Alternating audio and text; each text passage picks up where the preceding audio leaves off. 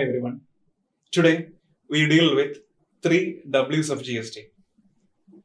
See, actually I have a very few slides with me, but before getting into the different slides, I would like to have a discussion with regard to the introductory part of GST. Because as we all know, we all are a part of an economy. And in an economy, there is a significant administrative machinery, and we call it as our government. So the government is the sole administrative authority where that particular authority ensures the public safety as well as public welfare. And apart from that, for meeting the different economical activities and for serving the economy in the most effective manner, the government requires ample funds. So from which all sources the government raises funds? For a government, the most important source of revenue is taxation, or the revenue from taxation. So in that particular aspect, the word tax can be categorized into two heads, mainly head 1, direct tax, and head 2, indirect tax. And GST is one such kind of indirect tax regime. So let's move on to the different slides. And before that, in my slide, I will be concentrating on 3 W's of GST. That is, what is GST, and which year it was implemented, and why GST. So let's move on to the slides. So what is GST? See, as we discussed a few seconds ago, GST is purely an indirect tax regime. When it gets expanded, it becomes goods and services tax, and probably with a very significant tagline called One Tax, One Nation. So I think during the period of implementation of GST, even celebrities or renowned people from all corners of the economy promoted the GST with a significant tagline called One Tax, One Nation. Why One Tax, One Nation? Because being an economy or being a citizen of a particular economy, a citizen or a member of the economy is required to pay tax only a single time. And that was the prime reason for which GST was implemented. As written here, it is purely a destination-based tax because we are never supposed to pay tax for a single product or a single service multiple times.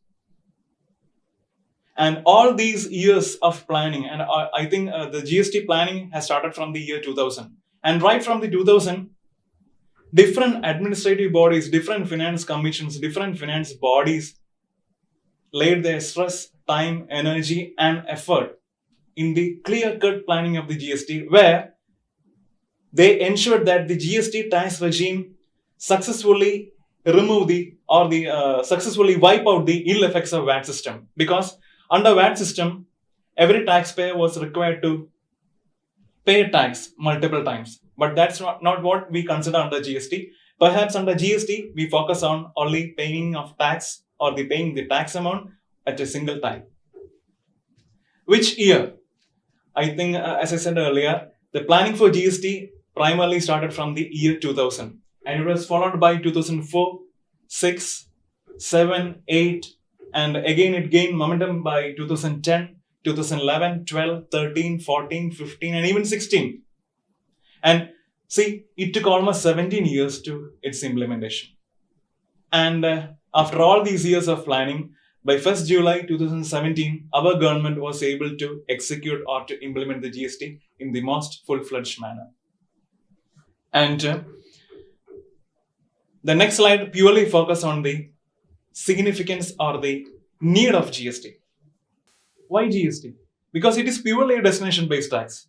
All unwanted tax system or all unwanted tax elements which were clearly visible under the VAT system was supposed to be wiped out under the implementation of GST, because the most pathetic situation is that a single priced product or a single form of service is taxed multiple times.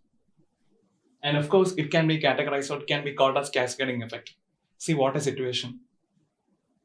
See, basically every government or every administrative machinery should focus on ensuring the public welfare. Not only public welfare, a government's prime duty is to support an economy, is to uplift an economy. Because whenever there are large savings or whenever there are large productive investments, it will do wonders for the economy. Perhaps its base lies in the mode of taxation regime followed by that particular government. And that's where the significance of GST lies. GST, in such a way, removes the ill effects of VAT system, and it primarily focuses on the upliftment of the economic development, thereby creating more chances of capital formation. And at the same time, a customer is relieved from, or the person who pay for a particular product or the person who avail a service is relieved from excess burden of tax. And that's what the main difference between VAT and GST. So, and that was the main reason for which VAT was replaced by GST. Because under GST, we merge all the, we eliminate all the unwanted taxes and we merge only the required taxes. I hope you all have enjoyed my session. Thank you. Have a great day.